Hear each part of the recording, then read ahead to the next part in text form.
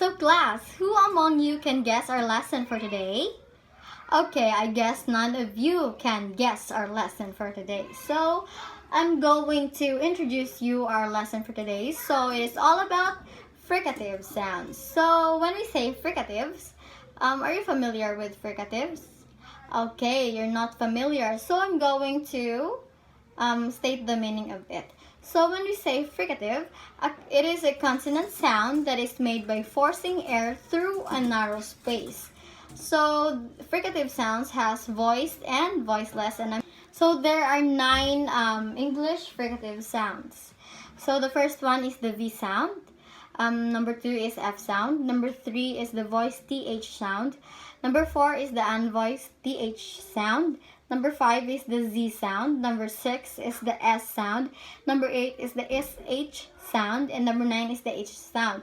To make you understand more, I will be showing you a PowerPoint to be able for you to understand a lot about this fricative sounds.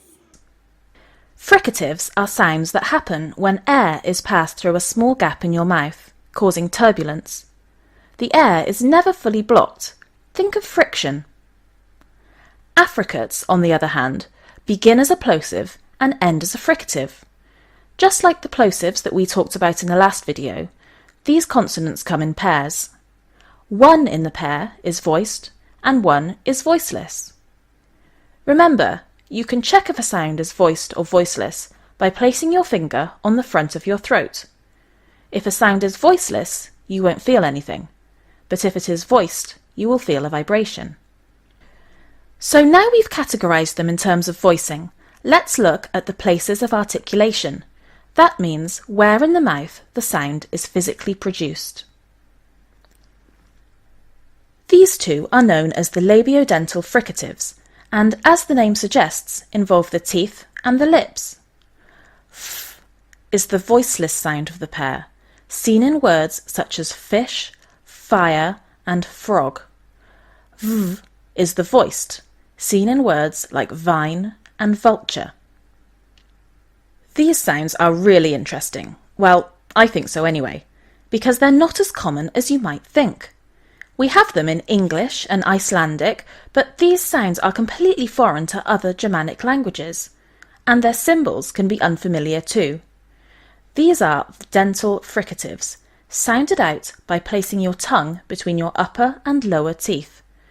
This one is th, seen in words such as 3,000 and 30, and this one is v, seen in words such as the, this, and that.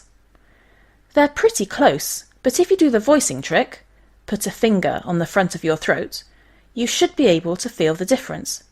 Give it a try. We're back onto sounds now where the IPA is the same as their Latin letters. These are the alveolar fricatives. S is the hissing sound in snake or serpent, and z is the buzzing sound in zoo or zip. These are the alveolar fricatives, and they occur when you raise the tip of your tongue to the alveolar ridge, just behind the upper teeth. Shh! Listen closely. This is a sound we hear in shoe, ship, or sugar.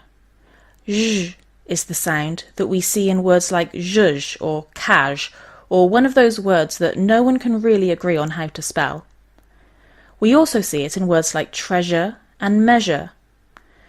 These two are the palatoalveolar fricatives and occur when the tip of the tongue is behind the alveolar ridge and is what we call weakly palatized, which means the tongue is closer to the palate than it would be for a plain alveolar fricative. These are the affricates.